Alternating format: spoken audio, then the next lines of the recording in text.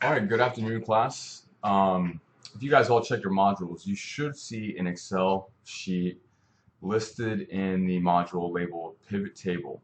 Now, what we're going to be discussing on going forward from this part of the course is graphing and advanced charting. Now, what we're going to discuss as well kind of goes in line with what we've discussed in the organization aspect. But this, I felt, should have held off because it gets a little advanced. Now, what we're going to do is we're going to discuss pivot charts. Now, pivot charts are a very great way to easily calculate certain criteria from data in a very, very fast fashion. Additionally, you can create some dynamic charts from pivot tables. Now, let me give you guys an example. And here's what we're going to be doing today. But let me show you what I mean. For instance, right here we have a pivot chart of data. Now this data right here is pulled from everything in here. And you're talking about years and years of data monitoring specific athletes. And if you guys can notice, this data goes from 1 all the way down to 433. So we're looking at from October 2014 all the way from January of 2011. And this is soccer data where we record fitness score, body weight, and a number of other things. But the reason why this is such a great tool is because here I can create dynamic charts. If you notice how that's changing, and I can quickly derive information from specific areas at a specific time. And for research purposes or just tracking in general, it makes things very quick and easy. However, there's a lot of upfront work that needs to be done in order to understand that data. And as you can see, I can use buttons to get specific individuals, specific names, and so forth. So those are just some examples of how pivot charts can be used for the sake of simplicity. Now let's actually build some pivot charts so you guys get an understanding. I will say this, you guys won't get the full gist of this in one session. This is something that takes a lot of practice and understanding, but I just want to familiarize with you guys on some simple pivot charts for right now. But before we get into that, let's just clean up this data set right here. We have a data set, and there's not that much data to it. But first, as you notice, the date is not in the right format. So what we'll do is we'll highlight that column, and we'll just make this a short date. Whoops, that's not right.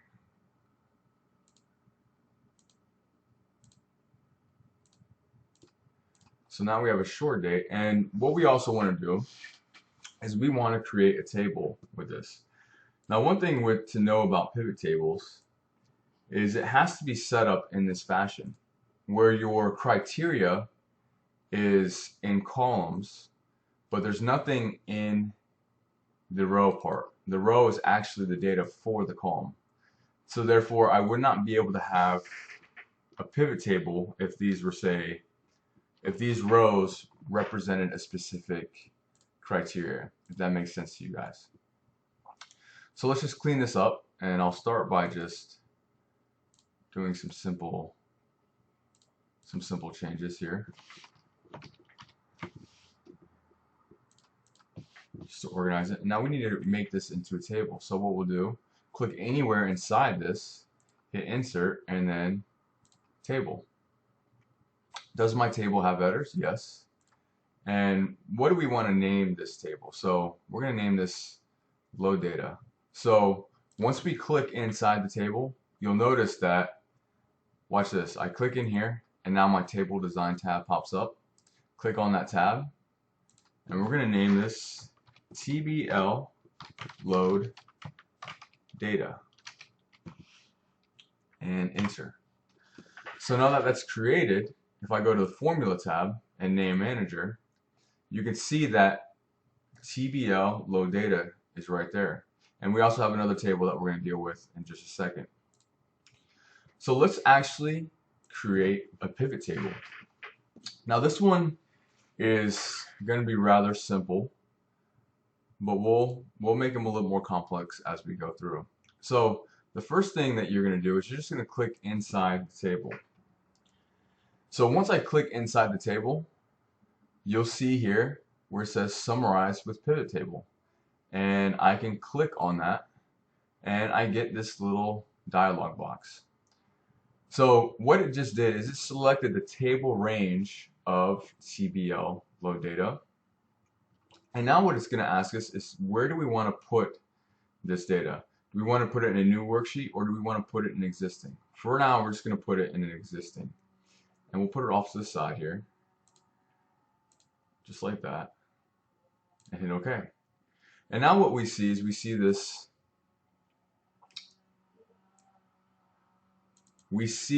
pivot table emerge. And what you should see is this thing called pivot table fields.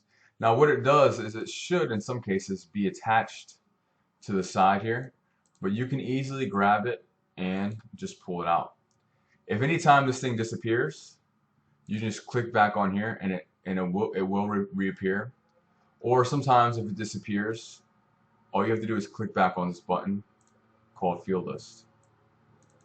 Now what we want to do here is we want to have a pivot table to where I can actually quickly find the sum of the training load. Meaning, in this particular case, right here if we see load is actually a calculation or a metric of how much that individual had to do for that particular day. And it's a great thing for athlete monitoring.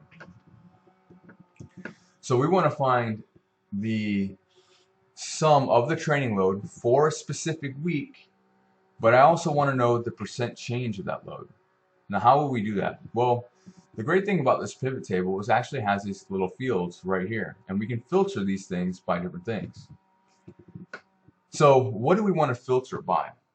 Well, in this case, I want to know from the player, right? So we're going to have our filters by the player. So I'll go up and I will click in name and go right there. So now it starts to first emerge with our filter. Next thing I want to do is I want to filter it by the week. So next thing I'll do is I'll grab week and I'll drag it down to rows. So now you'll notice here I have my filter, and I can click on the name anywhere else, and now I have the row weeks. But now where do we want in these columns right next to us? Well, I want to do the load, and that value is going to go right there. So I'll grab load. And what else do I want to do? I want to do another thing to where I can actually do the percent change of the load from the week before. So what I'm going to do is I'm actually going to grab another load and slide it in. Now what you'll notice is by default this value gives me the sum, right? Now we can actually change that to whatever we want. Later on I'll show you what I mean by that. Right now let's just look at the load for Neil Lawrence as the weeks go by. And as you can tell, he starts dropping off on his training load. But we want to figure out what the difference is that load is from week to week. And here's how you would do that. To do so, again, you can summarize these loads by a number of different ways. For instance, if I right click on this, I can summarize values by the count, average, max, min, product, and there's also a number of different options that you can go here. But for now, for the load, that seems right, that we would want the sum for the weekly load. Or you can actually do averages if we wanted, and that's what our values would be, but we don't want that. So we want a sum. But we also want to find the difference here. Now the great thing about pivot tables is you can change these to a number of values. And we want to summarize, if you right click on this, we can summarize these values or show values as percent difference from. And if I click on that, our base field is the week, and our base item, what we want, is from previous. Meaning that it's going to give me a percentage of this value in comparison to that value, the previous week. And I hit OK. And there, I just created a easy pivot table to show the load of the week as well as the difference from the week going forward. And what I can do is I can change it to this individual. Now, why this is so great, especially if you're working in data science, or maybe you're just in somebody who's going to go into coaching. These reports give you an objective idea as what is occurring through practice or how you're actually performing as a coach or whatever data science that you decide to do. And that's actually a pretty cool thing. Now we can actually make this a little bit more in depth or even easier in such ways. Another thing you can do here is notice that it says sum of load and sum of load 2. You can change these titles. However, these titles have to be different from what is in here. Otherwise, it starts to mess up the data. Now, I don't want to change this one per se, but I would like to change this one and that one. So if I were to change this to row labels, I could simply go in here and type in weeks, but not week, because week is already taken. So I can have that. And if I want to do sum of load, I can just say load change. And there you have it.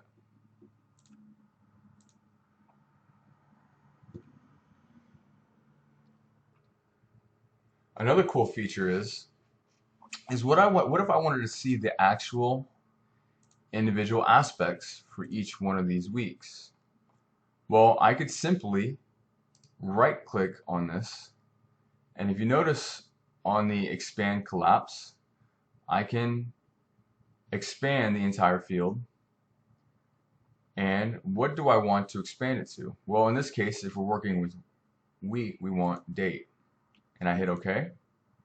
And now I have the sum of the load for all players on that particular date.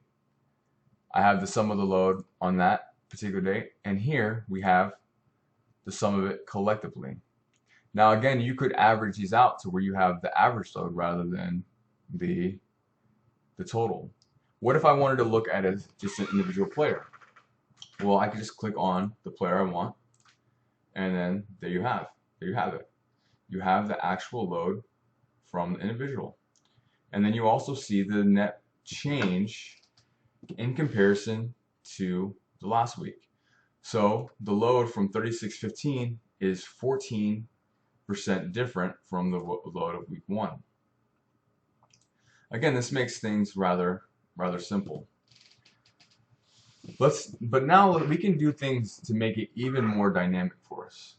And the way we can do that is we can add in what we call slicers. Now to add in slicers, it's pretty simple. You click in, obviously, your pivot table, and if we go to design, or I'm sorry, pivot table analyze, we can, if you notice this little button right here says insert slicer, we click that, and what do we want our slicer to be? Well, in our case, we have it filtered out by name. So we can do name, or if we even want to, we can do week as well. And I will hit OK. Now I have 2 slicers to where I can easily format my data in a very rapid fashion just by clicking on the name and the week. And notice how easily that changes. It is a pretty cool feature that allows us to easily sum and collect data relatively fast. Now let's add in a few more different pivot tables. And hopefully by now you see how easy this is, but we'll make it a little bit more dynamic going forward. What I want to do now is I want to add in another pivot table where I want to look at an individual's readiness right here, and then the amount of sleep that they're getting. But I also want it to be attached to these particular slicers. Now to do that, you can do one or two ways, but here's the way I like to do it. This makes things rather simple. First of all, I'm going to collapse this.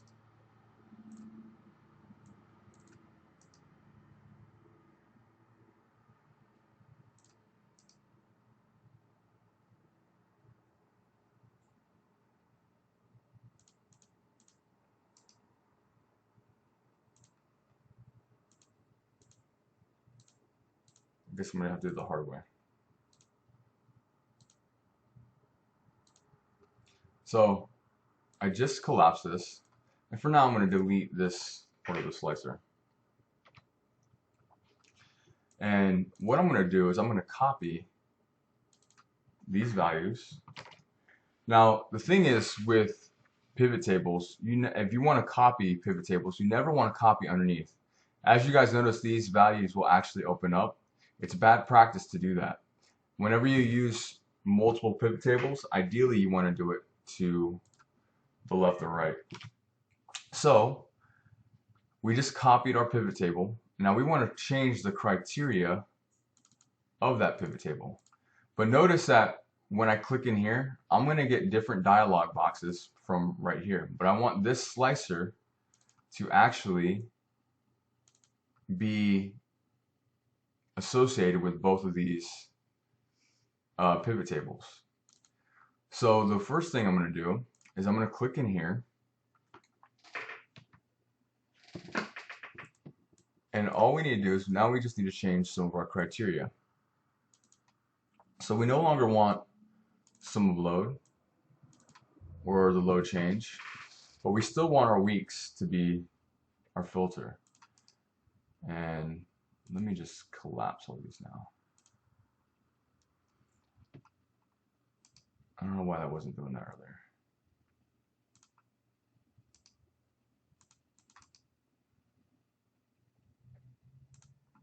So what I want to do now is I want this to be filtered obviously by name, and we have that already. And the rows, what we have is week with its associated date. And now we want to put in here the average readiness and the average sleep. And we're going to put those in the values in each respective column. To do that, all we have to do is click and drag readiness down to values. And what it does is it defaults to sum. And now we want sleep. But we don't want sum of readiness, or we don't want the average sleep. We want the we want the average of these two. Now all you have to do is click inside, right click, summarize values by average, and same thing over on the column sum sleep. And now we have average. In this particular case, we don't need all those significant digits. If you guys can remember, we can go to number, and there we have it. It just cleans up our data. So now for all of our players, we have the average readiness for each week and the average sleep. Now let's just see if our slicer actually worked for each one of these individuals. So if I click here, notice the change from both parts here. In fact, it's actually pulling from all of these. So let's just unclick these individuals. So now we have Donald Chung, and it is now pulling from both sides here. As you can see there. Makes it real quick and easy to summarize your data. We're going to do one more easy example like this, just so you guys have a better idea. We're going to do one more, we're going to do the same thing. We're going to copy this pivot table, and to do so, because I didn't iterate it firsthand, is you'd highlight the whole pivot table and you press Control C or Command C if you're on a Mac. Now again, you don't want to paste it underneath, you want to paste it to the side. To do so, you're going to hit Control V or Command V. So now that we have that in place, what we want to put in here is we want the sum of our GPS data. We also want the count of GPS sprints, and also the sum of the heart rate above 85%. Now the way we're going to do that, obviously we're going to click in here, and we have our pivot table fields. And what we'll do is we'll take out these particular ones, and we drag in GSP sprints, and then heart rate. And we'll just clean up this data. And do we want a sum of our GSP or our GPS? Yes, that seems this seems ideal to have our GPS data in sum.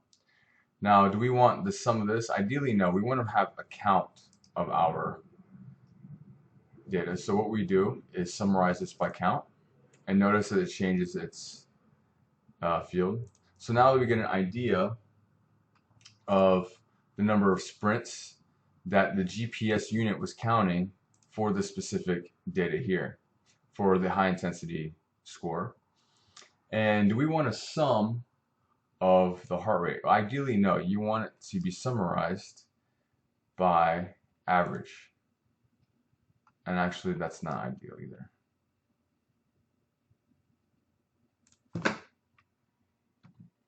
Actually, you would want this as a sum.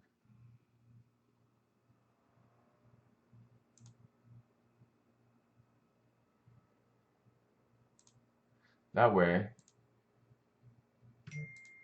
when you have a specific player chosen, it gives you the sum of his heart rate.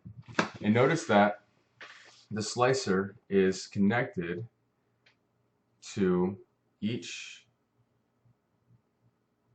pivot table. Now, one thing I didn't mention, if I wanted to select multiple people, I click here, and now I have 2. So now it's giving me the sum of 2 individuals. Now, if I just wanted one individual, I unclick that, and now it's giving me the data. Like I said, it's a very, very quick and easy way to get data from a specific set of data. Now, the problem is when you have a data set that is rather large. Now, you could, in a way, use some of the features that we did in index match to pull data into its own table. But the great thing with pivot tables, it can extract that stuff for us and put it into its own data, and you can easily manipulate the criteria to whatever you want. Again, it does take some time to play with and get used to. But we're going to do another example where we actually do that. So again, let's go to our pivot to data. Let's take an example of this data set where, again, we have multiple strings of data that go on for multiple criteria. And as you can see here, it gets rather extensive.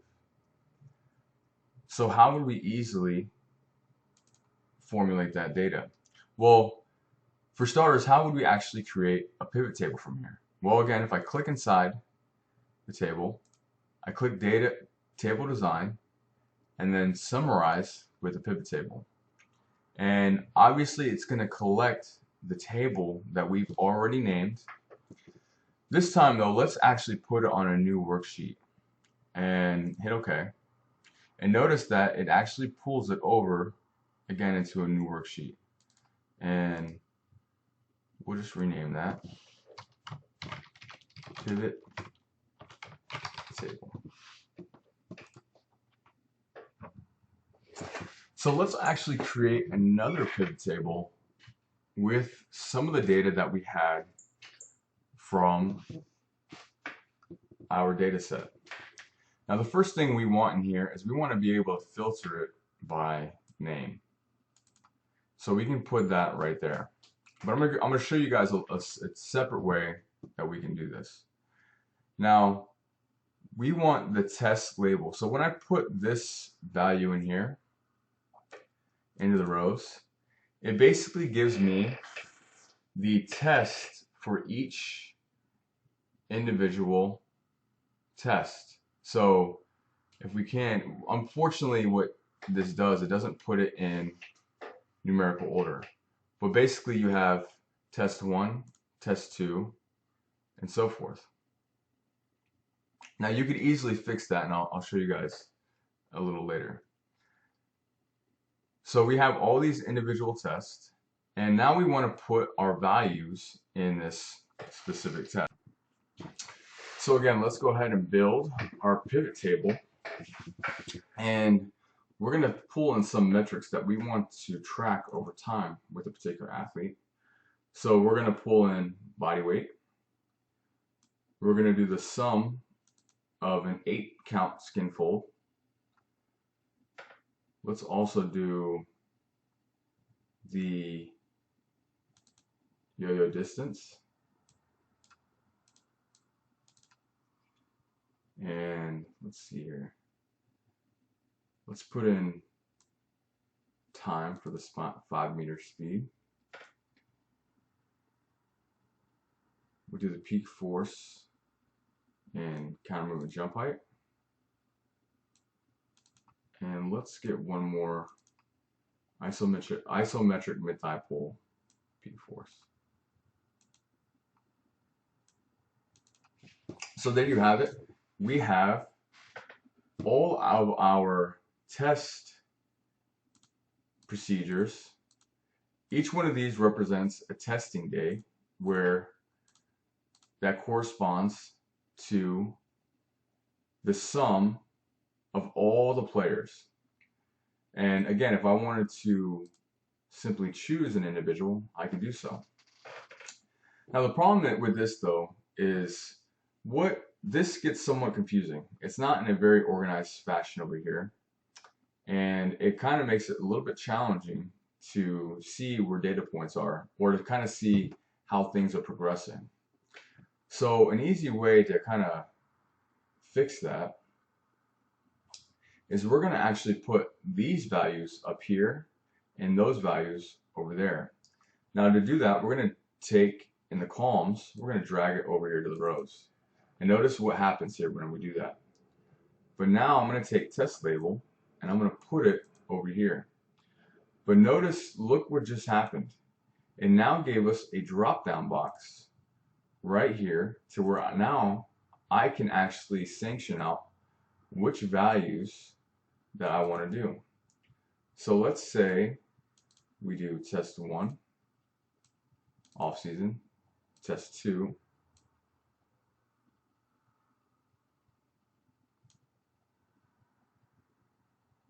and test 3, hit OK. Now unfortunately it does not put it in the correct order that we wanted. That's one of the limitations that this has.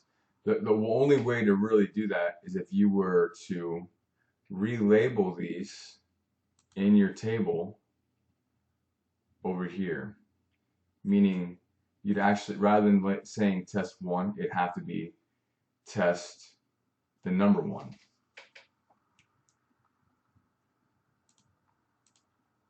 So now we have an example to where you have all of the values that you wanted, but now in a horizontal format. Again, it makes it simple to organize a data set. Now let's move on to our final example of our pivot tables. And we're going to go back over here. And what we're going to do is we're going to actually see, we're going to build the first example that I showed you in the very beginning to where our charts can become dynamic. Now, again, to build a pivot table, we click in here, click on Table Design, summarize it, and we're going to put it into a new worksheet. And now what we'll do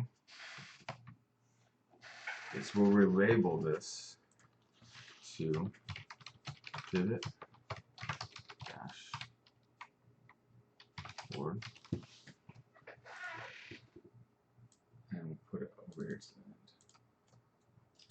So again, we want to be able to, in this particular pivot table, I want to be able to summarize my data by the position, the individual, or the position that my player's in, as well as the name. And I'm going to show you guys how we can do that. But also create charts and slicers to easily filter out that data. So this one's going to be a little bit different. And again, this is where you guys, whenever you play with this stuff, it does take time for you guys to understand.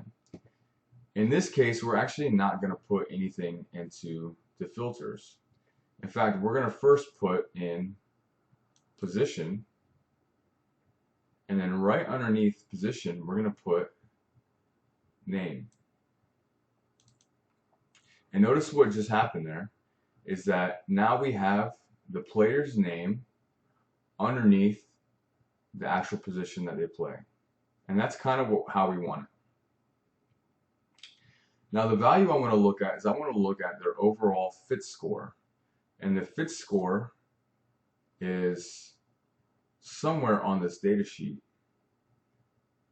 but we don't know exactly where that is. So the pivot table is going to help us pull that pretty easily.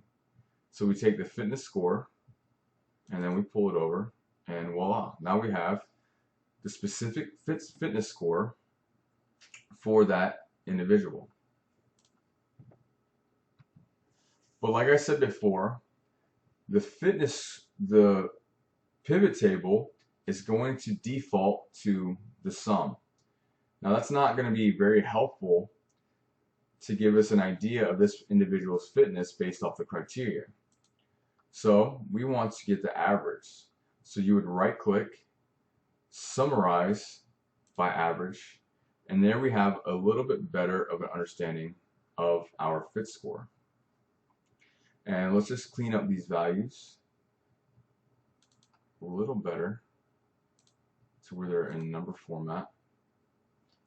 And we can get rid of one decimal place. So there is our pivot table. But now we want to actually add in a timeline. If you notice in our data set, we have time zones, and each one of these time zones is associated with a date. And what if you wanted to look at a specific fitness score for a date for a player that is associated with a position? Well, the great thing about pivot tables is they give us a time slicer. And again, if you click back in your pivot table and then you go back to pivot table analyze, you'll see this thing that says insert timeline. And our timeline is obviously, there's only going to be one thing, and it's going to be a date. And you hit OK. And there is our timeline. And if you notice, if I spread it out, our timeline goes from 2014, December 2014, all the way to January of 2011. Now, again, I can change that to quarters or months or even individual days or perhaps the year, which kind of helps you summarize the data in a very easier way. For now, let's just put it into quarters for all of our individual periods. Now, that makes it really cool because when I click on one of these things, notice what's happening to the pivot table. If I click on the quarter, the third quarter for 2012, again, all of our values change. Again, this doesn't necessarily always have to be in the help field. These types of data analysis are actually very useful for a business as well, if anybody goes into that. Now notice that in our time slicer we have these three little dots, and when I put my cursor over it, it gives me the double arrow. Well, if I slide it over, what it's going to do, it's going to take an average of all those specific values. So now I've just created a pivot chart of where I'm actually averaging the values of all of 2013 and plus the first quarter of 2014. But that doesn't necessarily do me the greatest, because now I want to have a visual representation of that data. Now, to do that, it's actually quite simple. You click in your pivot table, go to Pivot Table Analyze, click on Pivot Chart, and here it gives us an option. And notice that you can get a number of different options. But for this case, the column is probably going to be our best bet. So we click on that, and now we have the average scores for each one of our players. Yeah, each one of our players associated with this particular time frame. Now this looks a little messed up, so what we're going to do is we're going to format this and format axis. We're going to go 0 to 100, and we're going to go by 25. There we go. Makes it a little better.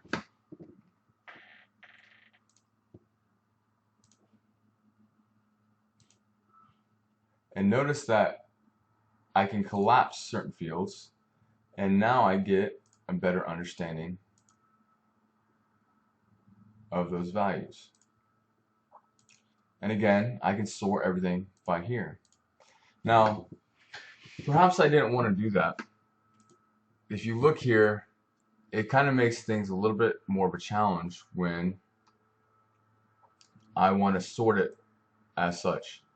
Now that's one way of doing it, but we want to make these values sortable relatively fast.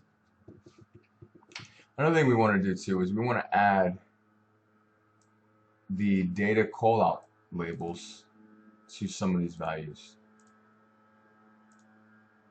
And let's do that. So I'll click here. If you notice, I click on my chart, I hit this plus button, and we want our data labels. And you hit OK. And we can format all those to maybe a little bit smaller.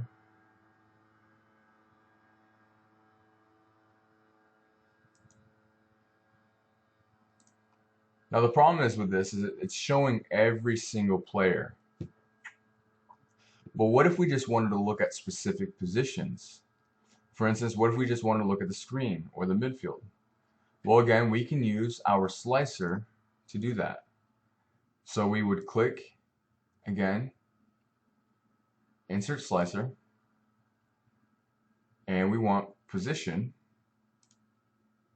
hit OK, and there we have it. So now we have our, if I click defender, I just get the defenders. If I click midfielders, I just get the midfielders. And now we have a slicer to go along with our dynamic pivot table. And let's make it a little better.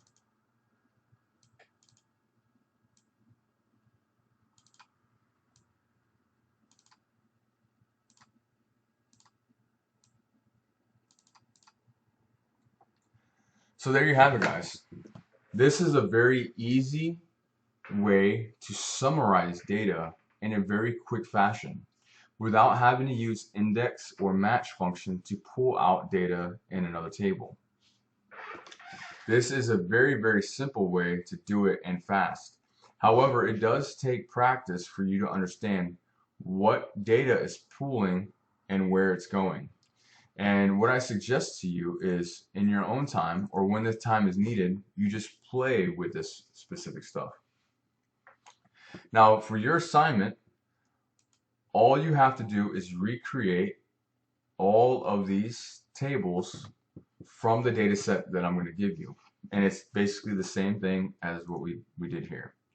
I hope you guys got something out of that lesson and you get a better understanding of the functionality of what Excel can do and the simplicity of it. Thank you.